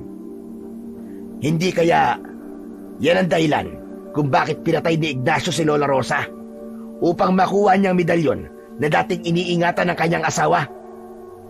Sa bagay, may punto ka sa sinabi mo, Igme. Kung ganon, kailangan nating hanapin si Ignacio upang bawiin sa kanya ang medalyon. Dahil yun lamang ang tanging paraan para matalo natin ang mga aswang na nag-aasik ng lagim sa ating baryo. Tama ka dun, Igme. Kaya mamayang gabi, lalakad tayo patungo sa ilog kung saan pumunta mag-ama. Susuyurin natin ang ilog na yon hanggang sa makita natin sila. Bahagyang napangiti si Igme ng mga oras na yon. Nagtagumpay na naman siyang bilugin ang ulo ng mga tao sa baryo. Kung dati ay paghihiganti lamang ang nais niya, ngayon ay pati kapangyarihan ay gusto na rin niyang makuha, lalong-lalo na ang medalyon. Sa gayon, lalo niyang mapapaikot ang mga tao sa baryong yon. Samantala, habang nagpupulong ang mga kalalakihan, si Canor ay nakatago sa isang malaking puno. Matyagang nakikinig sa mga hakbang na gagawin ng mga tao sa baryo. Magandang balita ito. Lahat ng mga kalalakihan ay aalis sa baryo para tugisin ang 2 tao lamang. Ito na ang pagkakataon ng mga kalahi ko para ubusin ang mga kababaihan at bata sa baryong ito. Habang wala sila, doon naman kami sasalakay.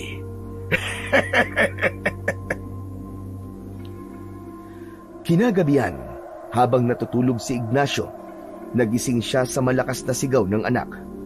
Agad niya yung ibinangon sa higaan, saka hinawakan ang magkabilaang balikat upang pakalmahin. Takot na takot ang itsura ni Andoy ng mga sandaling yon. Ano nangyayari sa'yo, anak? Ano ba na panaginipan mo? Tay, may panganib po na parating. Anong klaseng panganib ang sinasabi mo, anak? Hindi ko po maintindihan eh. Pero sa panaginip ko po, marami po akong dugon nakita. Anak, panaginip lang yon. Sige na, matulog ka na lang ulit. Pero tay, parang totoo po yun, maniwala po kayo sa akin. Mabuti pa, lumabas na muna tayo saglit dito sa kuweba para naman makalanghap ka ng sariwang hangin.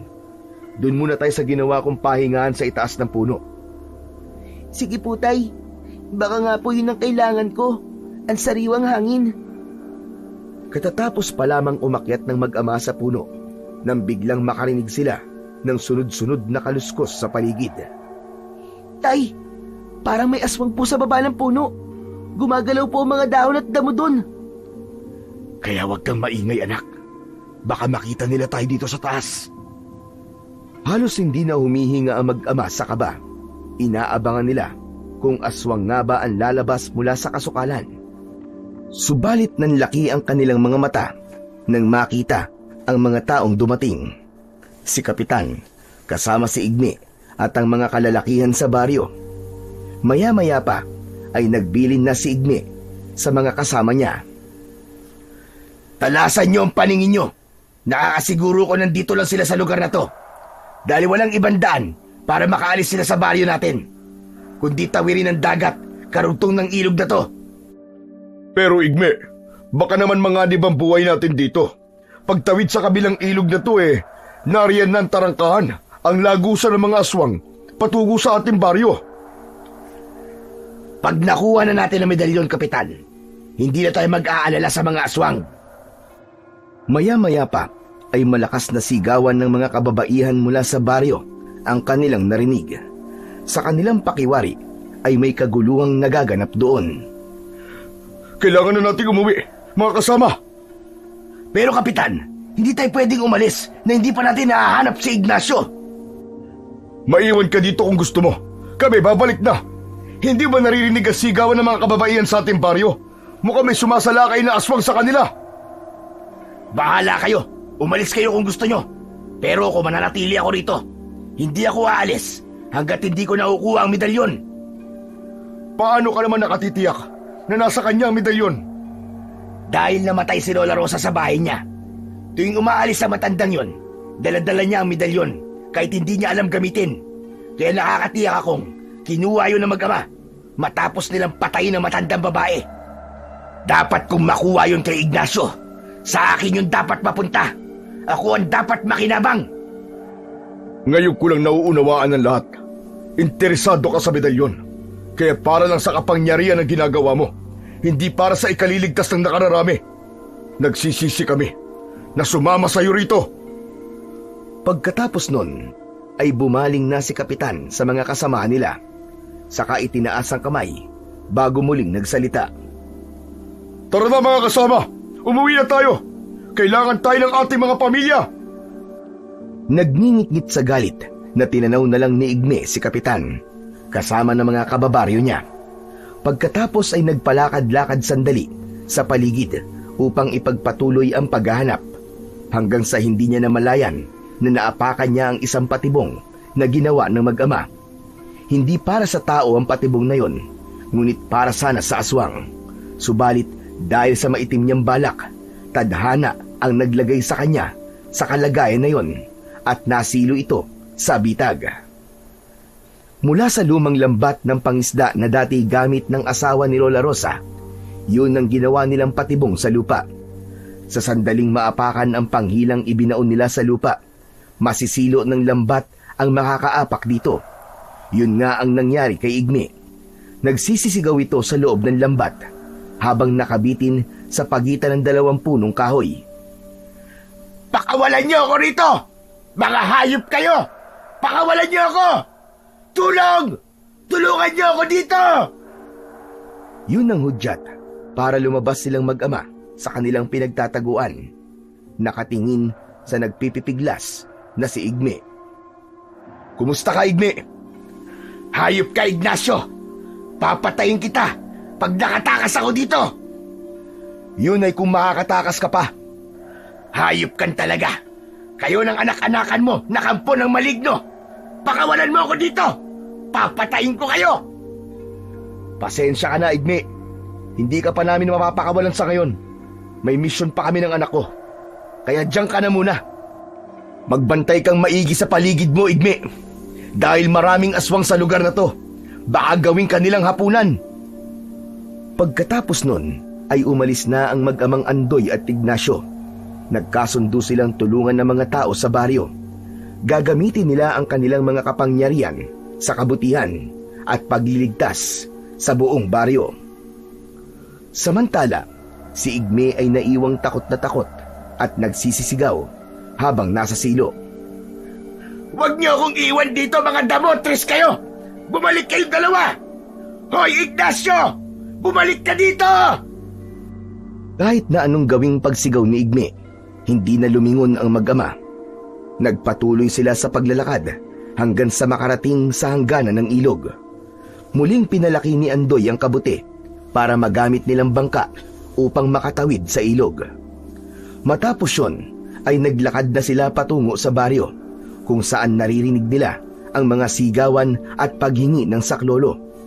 Naabutan nila ang mga aswang habang kinakain ang mga alagang hayop ng mga naninirahan sa baryo.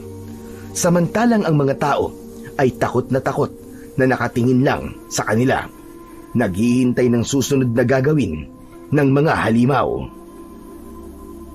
Sige lang, mga kalahi ko! Ubusin niyo lahat ng mga pagkain naririto! Magpakabusog kayong lahat pagkatapos niyong kainin ng mga hayop na alaga nila! Isunod niyo ang mga tao sa baryo! Wala tayong ititira sa kanila! Gagawin natin sa kanila ang ginawa din ng mga tao sa ating mga magulang! lilipunin din natin sila! Nang mga oras na yon, ay nakatayo ang mag-ama sa likuran ng mga nanginginaing aswang. Sarap na sarap sila sa pagkain, kaya hindi nila namalayan ang pagdating ng dalawa. Samantala, ang mga tao sa kabilang dako ay nakatingin lang sa kanilang dalawa. Nag-aabang ang mga ito sa kanilang susunod na gagawin. Tay, ang dami po nila. Sigurado ka po bang lalabanan natin sila? Oo anak, kailangan natin silang puksain upang maligtas ang baryong to at ang mga naninirahan dito. Pero di ba po, naging malupit sila sa atin? Bakit po natin sila tutulungan? Tinangka pa po nila tayong patayin. Tutulungan natin sila anak upang mapagtanto nila ang kasamaan nilang ginawa sa atin, upang matulungan din natin silang makapagbago. Napangiti ng bahagya si Andoy sa sinabi ng kanyang ama. Naisip niyang napakabait ng tatay niya, kaya maswerte siya rito. Sige tay, umpisa na po natin. Oras na para tumigil sa pagkain ng mga pangit na aswang na yan. Oo anak, kaya maghanda ka na. Pagkasabi nun, ay hinubad ni Ignacio ang medalyon, saka itinaas yun lampas sa kanyang ulo. Kasunod nun ay ang mahiwagang kabuti ni Andoy. Hiniling ni Andoy sa kabuti na paramihin niya ang kanyang sarili. Kaya mula sa lupa kung saan sila nakatayo, lumabas ang maraming kabuti. Napaligiran silang mag-ama. Pagkatapos nun ay isa-isang kinuha yun ni Andoy. Inihagis sa mga aswang na nanginginain ng mga hayop. Bawat kabuting ihagis ni Andoy ay pinatatamaan ng liwanag ng medalyon ni Ignacio. Kaya kapag tumatama yun sa katawan ng mga aswang, matinding init ang kanilang nararamdaman. Napapaatungal ang mga aswang nang dahil sa labis na sakit. Sino kayong pakialamerong nananakit sa mga kampon ko? Kami lang naman ang mag-amang Ignacio at Andoy. Kami ang papatay sa inyong mga kampon ng demonyo. Bago nyo kami mapatay, uubusin muna namin ang lahi nyo! Pagkasabi nun, ay inilabas ni Canor ang kanyang mahabang dila. Saka tinangkang agawin ang medalyong hawak ni Ignacio gamit ang dila. Subalit nang lumapat ang dila niya sa medalyon, ay umusok yon. Malakas na palahaw ang pinakawalan ng aswang. Yun ay dahil sa matinding sakit, sanhi ng pagkakapaso ng kanyang dila. O ano? Hindi mo kaya magsalita, no? Huwag mo nang pilitin pa, dahil masasaktan ka lang. Lalong nag-alab ang galit ng pinuno ng mga aswang sa mag-ama, kaya itinaas niya ang kanyang kamay. Sa pagkumpas nito, ay dahan-dahan ang paglapit ng mga aswang sa kinaroroonan nila. Bawat isa ay nagbubuga ng malagkit na laway. Nakakadiri ang nakakasulasok na amoy nun. Tay, ano pong gagawin natin? Papalapit na po sila sa atin. Ipunin mo mga kabuti sa gitna anak, sa paligid natin. Sinunod ni Andoy ang sinabi ng kanyang ama, kahit nangangatal na siya sa takot. Ilang di pa na lamang sa kanila ang mga aswang. Anumang oras ay handa na silang salakayin ng mga ito. Ganap na silang napalibutan ng mga aswang ng mga oras na yon. Kaya itinaas na muli ni Ignacio ang kanyang medalyon, habang si Andoy naman ay inutusan ang mga kabuti sa paghahanay sa paligid. Kasabay ng malakas na usal ng orasyon ni Ignacio, ay papalapit ng papalapit ang mga aswang sa kinaroroonan nila. Kasabay nun ay ang pagliwanag ng medalyon na nakalutang sa ere. Ngunit kahit na nasisilaw sa liwanag ang mga aswang, tinitiis nila yon upang makalapit sila sa mag-amang Ignacio at Andoy. Isang di pa na lamang ang layo ng mga aswang sa kanila. Ganap nang nakahanay ang mga kabuti sa lupa. Isang hakbang na lang ang layo ng mga aswang sa kanila. Inunat ng mga ito ang kanilang mga kamay upang makuha ang mag-ama. Anak! Ngayon na! Gawin mo na! Pagkasabi nun, ay lumaki ang natatanging kabuti na tangan ni Andoy. Sumakay sila doon, saka itinaas sila sa ere. Ang sumunod na pangyayari ay ikinamangha ng lahat. Pinatamaan ng liwanag ni Ignacio gamit ang medalyon ang lahat ng kabuting inihanay ni Andoy sa kanilang paligid. Pagkatapos ay nagbuga ng liwanag na naging apoy, kaya lahat ng mga aswang na naroon na tinamaan ng liwanag ay natupok ng apoy. Lalong nagngit-ngit sa galit ang pinuno ng mga aswang na si Kanor, kaya muling pinahaba ang kanyang dila. Pinuntirya niya ay ang natatanging kabuti na sinakyan ng mag-ama na nasa ere. Naging mabilis ang pagkilos ni Ignacio. Dinakma niya ang mahabang dila nito. Sa kanya hinila ng ubod lakas. Nadala niya ang buong katawan ng aswang. Saka inihulog yun sa naglalagablab na apoy na likha ng medalyon.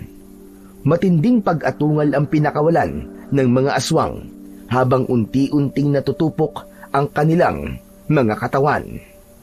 Lahat ng mga taong nakasaksi sa pangyayaring yun ay namangha sa ipinakitang tapang ng mag-ama. Hiyang-hiya sila dahil yun sa mga kasamaang ginawa nila sa mag-ama. Ignacio, Andoy, patawarin niyo kami sa lahat na nagawa namin sa inyo. Hindi namin sinasadya. Kapitan, kalimutan na po natin ang lahat ng nangyari. Nakaraan na po yun eh. Ang mahalaga ngayon ay ang makapagbagong buhay tayong lahat. Makapagsimula tayong muli. Bilang pasasalamat namin, ay tutulungan namin kayong itayo muli ang bahay niyong nasunog. Naku, maraming salamat po, Kapitan. Hindi po namin tatanggihan yan dahil kailangan po talaga namin ng anak ko ng matutuluyan. Maya-maya pa ay nakaramdam ng pagkahilo si Andoy. Unti-unting nagdilim ang kanyang paningin hanggang sa bumagsak siya sa lupa. Andoy! Andoy anak, ano nangyayari sa'yo? Andoy, gumising ka!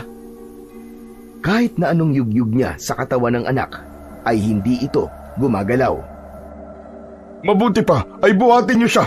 Dalhin niyo muna sa bahay ko upang malapatan natin ang gamot. Matapos na maihiga si Andoy sa mahabang kawayan sa upuan ng salas ng kapitan, pinainom siya ng halamang gamot ng asawa ng kapitan. Dahil wala pa din itong malay, ibinuka na lamang ni Ignacio ang bibig ng anak. Ilang sandali pa, umepekto na ang gamot, dahilan para magising na si Andoy. Anak, kumusta na ang pakiramdam mo? Ayos ka lang ba? May masakit ba sa'yo, anak? Tay, napanaginipan ko po si nanay. Napanaginipan mo nanay mo? Anong sabi niya sa'yo? Masaya daw po siya para sa atin. Salamat daw po sa pagmamahal at pagpapalaki mo sa akin. Sinabi din po niya na ang diwenting si Pereco ay ang tunay kong ama. Anak nga daw talaga ako ng diwende, Tay. Yun lang ba? Wala na ba siyang ibang sinabi sa'yo? Buhay pa daw po siya ngayon. Nung ilibing daw natin siya, ay natutulog lamang siya nun. Kaya kung hindi ka daw naniniwala, hukayin mo daw ang libingan niya. Nasa tirahan daw siya ngayon ng ama kong diwende dahil may sakit daw ito. Dahil sa kagustuhan ni Ignacio na makatiyak kung totoo ang sinasabi ng anak, nagtungo siya sa dating bahay nila. Hinukay ang libingan ng kanyang asawa at tumambad nga sa kanya ang nabubulok na katawan ng saging sa loob ng kabaong. Totoo nga. Wala nga dito ang katawan ng nanay mo. Sabi po ni nanay sa panaginip ko, mula nung ipinasa po sa akin ang kapangyarihan ng kabuti, nang hina na daw po ang ama kong diwende dahil ang kabuti ang pinagmumula ng lakas niya. Kaya hindi na po siya maaaring makabalik pa sa atin. Aalagaan daw po niya ang diwendeng nagbigay ng buhay sa akin na inihandog naman ni nanay sa'yo upang ako'y maging anak niyo. Anak, hayaan na natin ang nanay mo, ha? Alam ko na kahit nasan man siya naroroon ngayon, nakasubaybay siya sa atin. Masaya na ako doon. Kahit tayong dalawa lang, magiging maligaya na ako. Opo, Tay. Kahit tayong dalawa lang, masaya na po ako. Sana lang po ay naririnig din nanay ang mga sasabihin ko. Nagpapasalamat po ako sa mga sakripisyo niya para sa akin. Sa ama kong diwende. Salamat sa kanya dahil ibinigay niya po ako sa inyo naging mabait po kayong tatay sa akin. Kaya hindi ko man sila nakikita at nakakasama. Pero mahalaga sila sa buhay ko. Alam ko nandyan lang sila palagi at nakasubaybay sa bawat kilos ko. Samantala, hanggang sa mga oras na yon, nananatiling nakasabit pa rin si Igme sa bitag. Sa katunayan, napaos na ito sa kakasigaw sa paghingi ng tulong sa sino mang mapapagawi sa lugar na kinaroroonan. Subalit, walang gustong tumulong dito. Tulong! Tulungan niyo ako! May tao ba dyan? Hoy! Tulungan niyo ako rito! Saklolo! Ang tanging magpapalaya sa kanya sa kinaroroonan niya ay siya rin mismo, kung matututo siyang magsisi at humingi ng tawad sa kanyang mga naging kabuktutan. Maraming nagagawang mali ang isang tao dahil sa inggit. Ginugusto ng iba na mapasa kanya din ang mga bagay na meron ng iba. Dahilan para mabuyo na gumawa ng masama. Ngunit ang masamang gawain natin, tiyak na babalik din sa atin sa anumang paraan. Kaya gumawa tayo palagi ng kabutihan upang kabutihan din ang bumalik at anihin natin.